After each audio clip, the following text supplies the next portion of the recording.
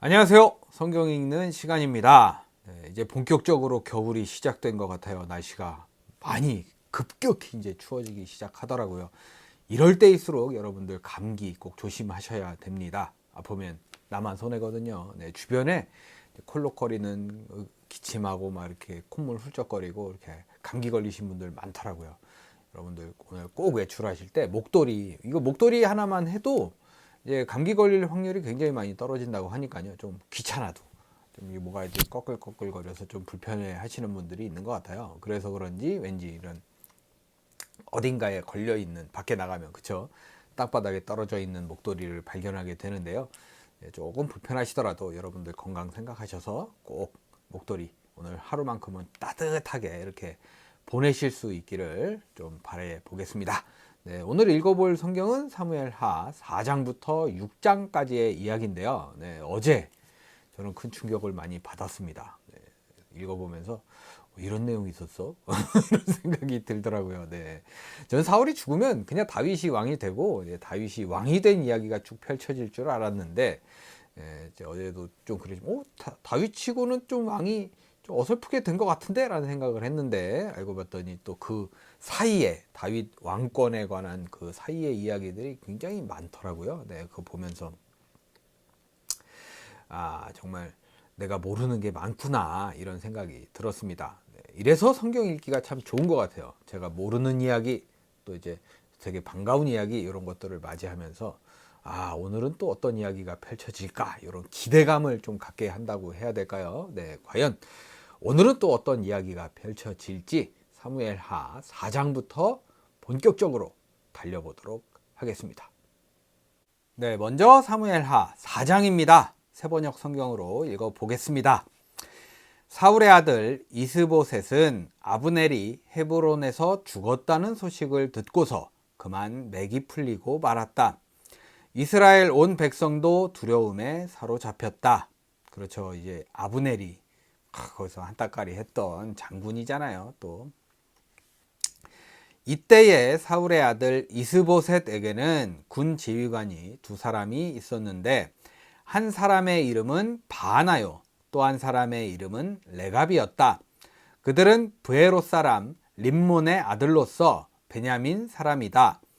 브에롯 사람도 베냐민 족속으로 역임을 받았는데 일찍이 브에롯 주민이 깃다임으로 도망가서 오늘날까지 거기에 머물러 살고 있기 때문이다. 깃다임이 이제 베냐민 쪽 땅이었나 봐요. 사울의 아들 요나단에게는 두 다리를 저는 아들이 하나 있었다. 사울과 요나단이 죽었다는 소식이 이스라엘에 전해졌을 때에 그는 겨우 5살이었다. 유모가 그를 업고 도망할 때에 서둘러 도망하다가 그가 떨어져서 발을 절게 되었다. 만약에 한국에서 이런 일이 있었으면 유모는 이제 바로 처형을 당하는데 어땠을지 좀 궁금하네요. 그의 이름은 무비보셋이다. 이름이 좀 귀엽네요. 브에롯 사람 림몬의 두 아들 레갑과 바나가 이스보셋이 있는 왕궁으로 갔다. 그들은 한창 더운 대낮에 그곳에 도착하였는데 때마침 이스보셋은 낮잠을 자고 있었다. 이스보셋은 참 뭔가 이게 천하태평이네요. 지금 낮잠 잘 때가 아닌데 느낌이 그렇죠. 그들은 밀을 가지러 온 사람처럼 꾸미고 대궐 안으로 들어가서 그의 배를 찔러서 죽였다. 그런 다음에 레갑과 그의 동생 바하나는 도망하였는데 그들이 대궐로 들어갔을 때에 왕은 침실에서 침대에 누워서 자고 있었다. 그래서 그들은 왕을 죽이고 그의 머리를 잘라낼 수가 있었다. 그들은 그의 머리를 가지고 나와 밤새도록 아라밧길을 걸어서 헤브론으로 갔다. 거기에서 그들은 이스보셋의 머리를 다윗에게로 들고 가서 말하였다. 임금님의 생명을 노리던 원수 사울의 아들 이스보셋의 머리를 여기에 가져왔습니다. 주님께서 높으신 임금님을 도우시려고 오늘에야 사울과 그의 자손에게 벌을 내려서 원수를 갚아 주셨습니다. 그러나 다윗은 브에롯 사람 림몬의 아들 레갑과 그의 동생 바나에게 이와 같이 대답하였다. 온갖 죽을 고비에서 나의 생명을 건져주신 확실히 살아계신 주님을 두고 맹세한다. 전에 사울이 죽었다는 소식을 나에게 전하여 주고 자기는 좋은 소식을 전한 것으로 여긴 자가 있었다. 나는 그를 붙잡아서 시글락에서 죽였다. 이것이 내가 그에게 준 보상이었다. 그렇죠. 앞전에 제가 말씀드렸잖아요. 다윗은 다 알고 있었다고, 거짓말 하는지도 알고 있었는지 모르겠지만 아무튼 보상이 이랬네요. 얘네들 이제 큰일 났네요. 네.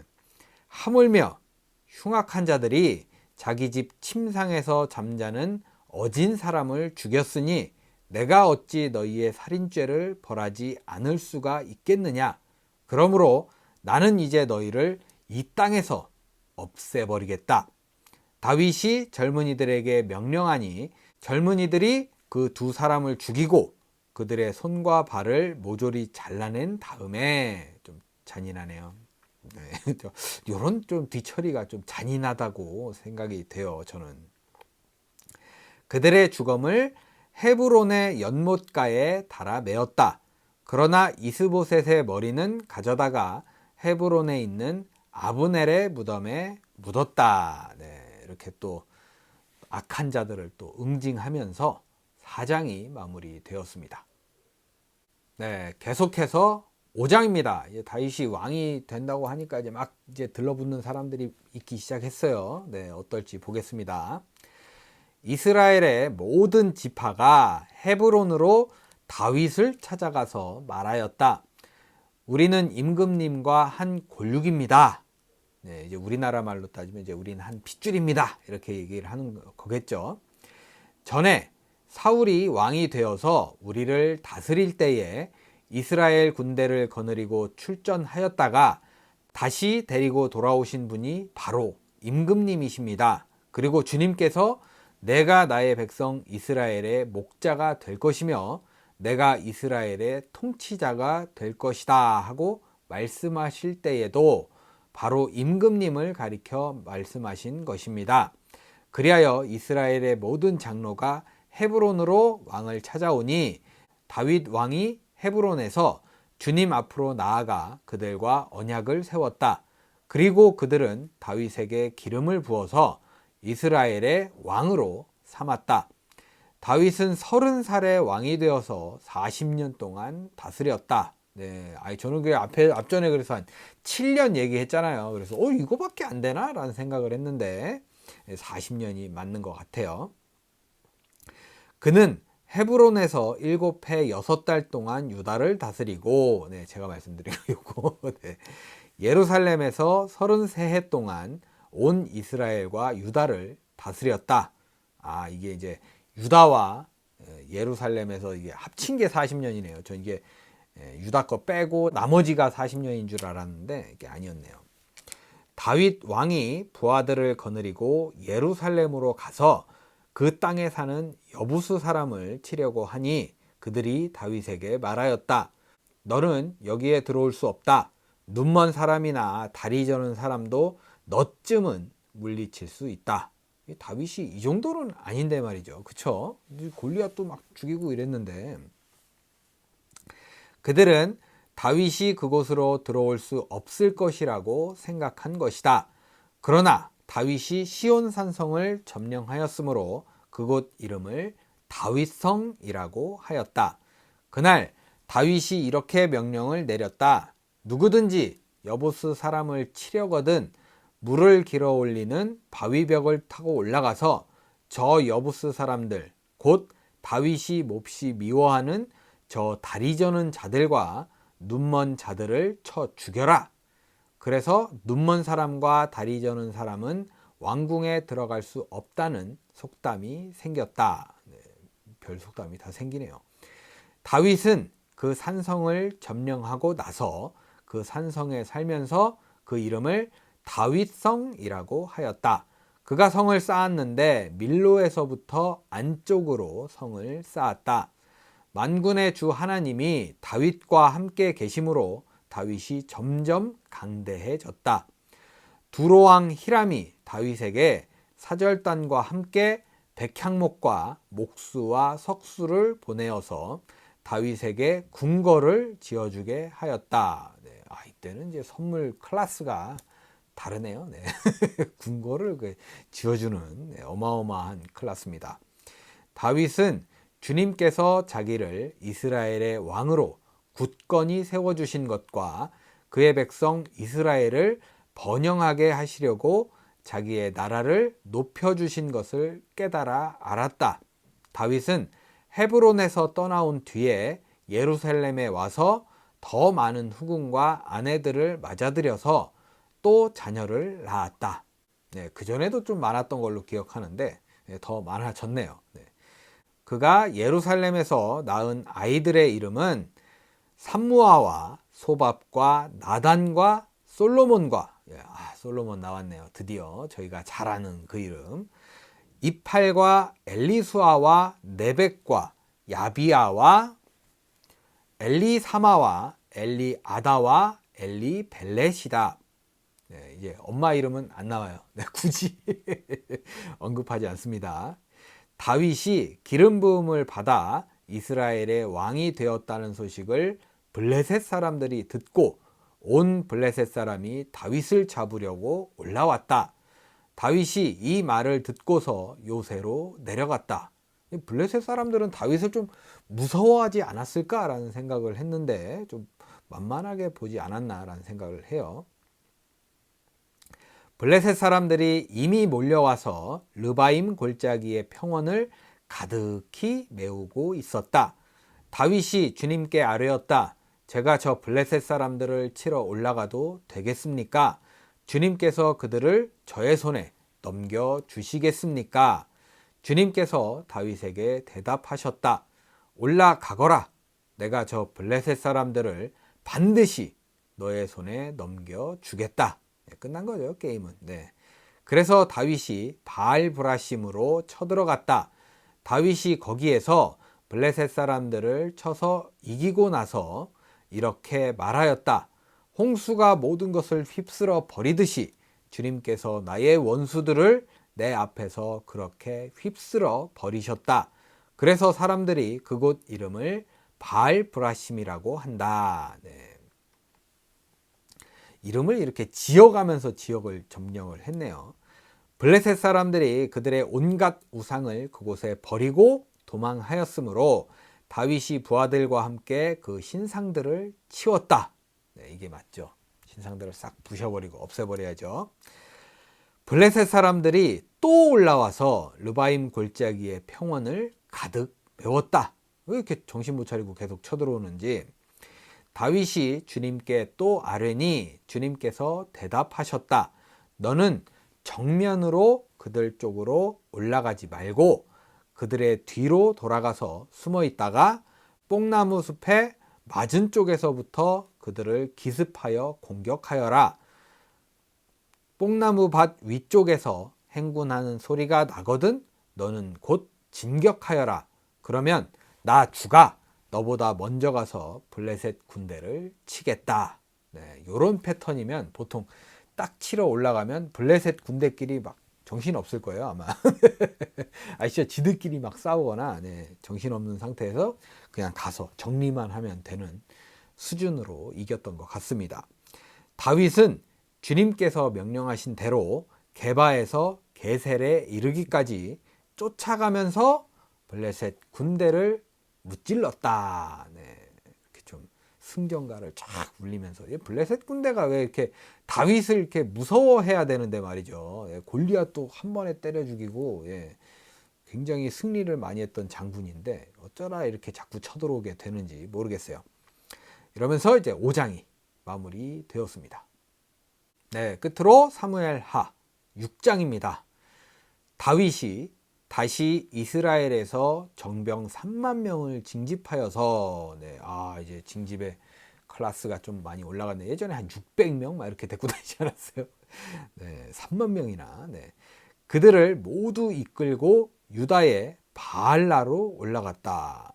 유다로 갑자기 병을 이끌고 거기에서 하나님의 궤를 옮겨올 생각이었다. 이유가 있었네요. 전 유다 쳐들어가는 줄 알고. 네. 그 궤는 그룹들 위에 앉아 계신 만군의 주님의 이름으로 부르는 궤였다. 네, 여기 기억나시죠? 네, 많이 잊고 있었지만 블레셋인가 어딘가 이렇게 강제로 가져갔다가 한번 큰 고초를 겪었다고 해야 되죠. 난리가 한번 났었던 그 궤입니다. 그들이 언덕 위에 있는 아비나답의 집에서 하나님의 궤를 꺼내서 새 수레에 싣고 나올 때에 아비나답의 두 아들 우사와 아히요가 그 새 수레를 몰았다. 그들이 산에 있는 아비나답의 집에서 하나님의 궤를 싣고 나올 때에 아히요는 궤 앞에서 걸었고 다윗과 이스라엘의 모든 가문은 온 힘을 다하여서 잣나무로 만든 온갖 악기와 수금과 검은고를 타며 소구와 꽹과리와 심벌주를 치면서 주님 앞에서 기뻐하였다. 그들이 나곤의 타작마당에 이르렀을 때에 소들이 뛰어서 궤가 떨어지려고 하였으므로 우사가 손을 내밀어 하나님의 궤를 꼭 붙들었는데 주 하나님이 우사에게 진노하셔서 거기에서 그를 치시니 그가 거기 하나님의 궤 곁에서 죽었다. 아니 이것도 하나님도 오해를 하신 건지 모르겠지만 그래도 궤를 좀 지켜보겠다고 딱 잡았는데 죽이시면 어떡합니까? 좀 이때는 뭔가 이 단호함이 느껴지는 그런 것 같아요. 주님께서 그렇게 급격히 우사를 벌하셨으므로 다윗이 화를 내었다. 그래서 그곳 이름을 오늘날까지 베레스 우사라고 한다. 그래도 우사는 죽어서 이름을 남겼네요. 그날 다윗은 이 일 때문에 주님이 무서워서 이래서야 내가 어떻게 주님의 궤를 내가 있는 곳으로 옮길 수 있겠는가 하였다. 그래서 다윗은 주님의 궤를 다윗성으로 옮기지 않고 가드 사람 오벳 에돔의 집으로 실어가게 하였다. 아니 자기가 못 가져간다고 아무데나 이렇게 맡기면 어떡해요. 그래서 주님의 궤가 가드 사람 오벳 에돔의 집에서 석 달 동안 머물렀는데 그때에 주님께서 오벳 에돔과 그의 온 집안에 복을 내려주셨다. 누군가가 오벳 에돔의 집에 하나님의 궤를 보관하였기 때문에 주님께서 오벳 에돔의 집과 그에게 딸린 모든 것에 복을 내려주셨다는 소식을 다윗 왕에게 전하였다. 그리하여 다윗은 기쁜 마음으로 가서 하나님의 궤를 오벳 에돔의 집에서 다윗성으로 가지고 올라왔다. 궤를 옮길 때에 그는 큰 축제를 벌였다. 다윗은 주님의 궤를 맨 사람들이 6걸음을 옮겼을 때에 그쵸 이제 소를 했다가 또 난리가 날 사람이 죽어나갈 수가 있으니까 이제 사람이 그래도 좀 안정적이긴 할 거예요. 행렬을 멈추게 하고 소와 살찐 양을 제물로 잡아서 바쳤다. 그러니까 이게 6걸음마다 이렇게 바쳤다는 얘기겠죠. 그리고 다윗은 모시로 만든 에봇만을 걸치고 주님 앞에서 온 힘을 다하여 힘차게 춤을 추었다. 네, 저 이거 아는 내용이에요. 이 내용이었네요. 저는 이제 다윗이 왕이 되고 이제 한참 뒤에 또 무슨 막 이런 여러 사건이 있은 뒤에 이제 이런 일이 있는 줄 알았는데 초반에 이제 그 궤를 가지고 오면서 힘차게 춤을 췄는데 이게 그래서 이제 속살도 비치고 막 이랬던 그런 사건으로 저는 기억하거든요. 네, 한번 보겠습니다. 다윗과 온 이스라엘 가문은 환호성을 울리고 나팔 소리가 우렁찬 가운데 주님의 궤를 옮겨왔다. 소를 시키면 이제 소가 끌게 하면 이 소리에 놀라서 아마 궤를 떨어뜨리려고 하지 않았나 그런 생각이 들게 되네요. 네. 주님의 궤가 다윗성으로 들어올 때에 사울의 딸 미갈이 창밖을 내다보다가 다윗 왕이 주님 앞에서 뛰면서 춤을 추는 것을 보고 마음속으로 그를 업신여겼다. 네, 그 사건 맞네요. 네. 그들이 주님의 궤를 들어다가 다윗이 궤를 두려고 쳐놓은 장막 안 제자리에 옮겨 놓았을 때에 다윗이 주님 앞에 번제와 화목제를 드렸다. 다윗은 번제와 화목제를 드리고 나서 만군의 주님의 이름으로 백성에게 복을 빌어주고 그곳에 모인 온 이스라엘 백성에게 남녀를 가리지 않고 각 사람에게 빵 한 덩이와 고기 한 점과 건포도 과자 한 개씩을 나누어 주었다. 그런 다음에 온 백성이 각각 자기들의 집으로 돌아갔다. 다윗이 자기의 집안 식구들에게 복을 빌어주려고 궁전으로 돌아가니 사울의 딸 미갈이 다윗을 맞으러 나와서 이렇게 말하였다. 오늘 이스라엘의 임금님이 건달패들이 맨살을 드러내고 춤을 추듯이 신하들의 아내가 보는 앞에서 몸을 드러내며 춤을 추셨으니 임금님의 채통이 어떻게 되었겠습니까? 다윗이 미갈에게 대답하였다. 그렇소. 내가 주님 앞에서 그렇게 춤을 추었소. 주님께서는 그대의 아버지와 그의 온 집안이 있는데도 그들을 마다하시고 나를 뽑으셔서 주님의 백성 이스라엘을 다스리도록 통치자로 세워주셨소. 그러니 나는 주님을 찬양할 수밖에 없소. 나는 언제나 주님 앞에서 기뻐하며 뛸 것이요. 내가 스스로를 보아도 천한 사람처럼 보이지만 주님을 찬양하는 일 때문이라면 이보다 더 낮아지고 싶소. 그래도 그대가 말한 그 여자들은 나를 더욱더 존경할 것이요. 이런 일 때문에 사울의 딸 미갈은 죽는 날까지 자식을 낳지 못하였다. 네. 이때 이제 뭐 여성분들한테 최고의 벌이 이제 자식을 못 낳는 건가 봐요. 그래서 이제 미갈은 죽을 때까지 또 벌을 받게 되었습니다. 네, 이렇게 6장이 마무리되었습니다. 네, 이렇게 해서 오늘 사무엘 하 4장부터 6장까지 모두 읽어봤습니다. 네, 쭉 모르는 내용이 쭉 있다가 네, 가뭄의 단비처럼 이제 솔로몬 이름 나오고 네, 다윗의 춤췄던 이야기 나오고 네, 물론 여기였어? 라고 생각은 했지만 그래도 아는 내용 나오면 되게 얼마나 이렇게 반가운지 모르겠어요. 네, 드디어 이제 왕이 된 다윗에게 예, 슬슬 사람이 들러붙기 시작했죠. 네, 그 거짓말했던 청년 제가 말씀드렸잖아요. 딱 그런 사이즈였다고. 네, 그래서 이제 이스보셋 죽인 사람들도 전부 다 이제 죽음으로 끝나게 되었습니다. 네, 그래요.